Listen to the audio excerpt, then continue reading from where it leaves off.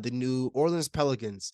They have an 18-11 record. They are second in the Western Conference. They have been surging these last couple of weeks. So my question to you guys is, do you guys believe they are contenders?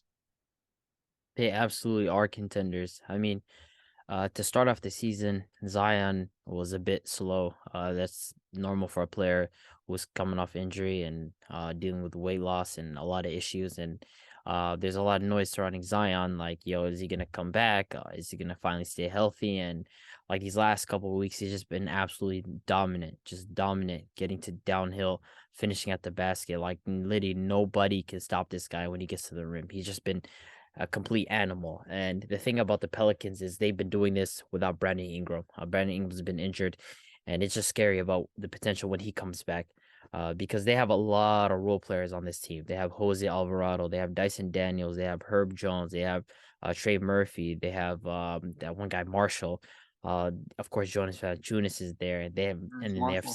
yeah, and then they have CJ McCollum there. Like they just have a lot of players on this team that are contributors. Larry Nance is there as well. Like a lot of guys that can just come in and produce for this team. And when you get your star back in Brandon Ingram, they can go toe to toe with absolutely any team in this Western Conference. There's no question about that because you have one of the more dominant players in the league in Zion. You have a solid shot creator in CJ McCollum. When he's given a third option, that's a lot better for them. And then you have Brandon Ingram, who's a scorer. So, I mean, this team, absolutely, they are contenders, especially considering the West. I feel like they can go toe to toe with anybody. They can win it. So, they are contenders. Hell yes, they contenders, man.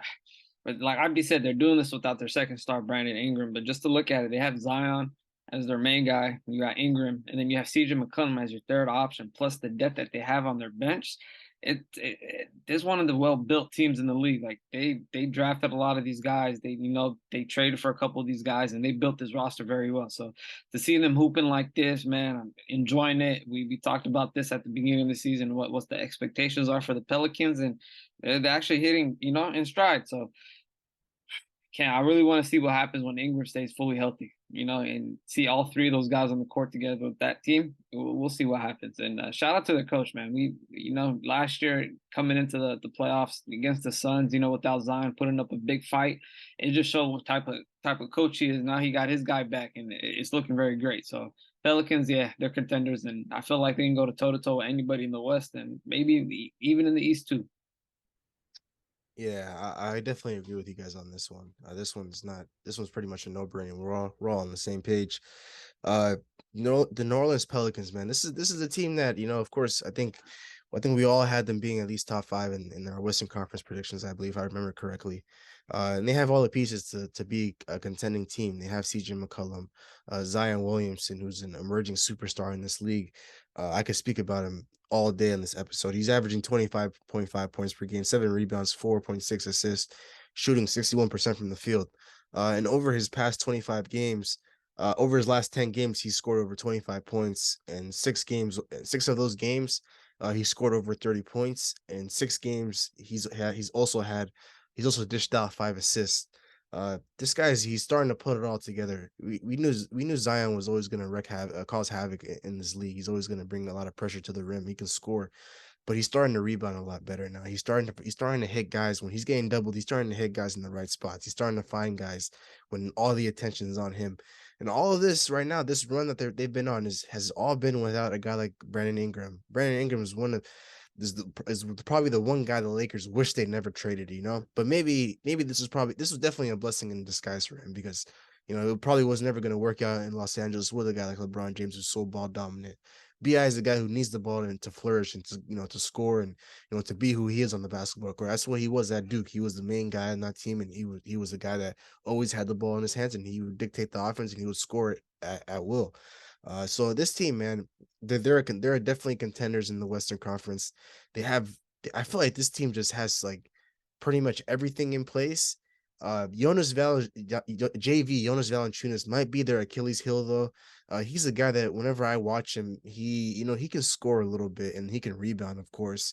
But he doesn't necessarily play a lot of defense. So that's probably where you bring in a guy like Larry Nance and you probably throw him into the rotation. But Larry Nance doesn't necessarily shoot the ball that well. So It'll be nice to see if they can make a move for like a big man, if they can get rid of a guy like Jonas Valanciunas, and maybe it doesn't have to necessarily be this year.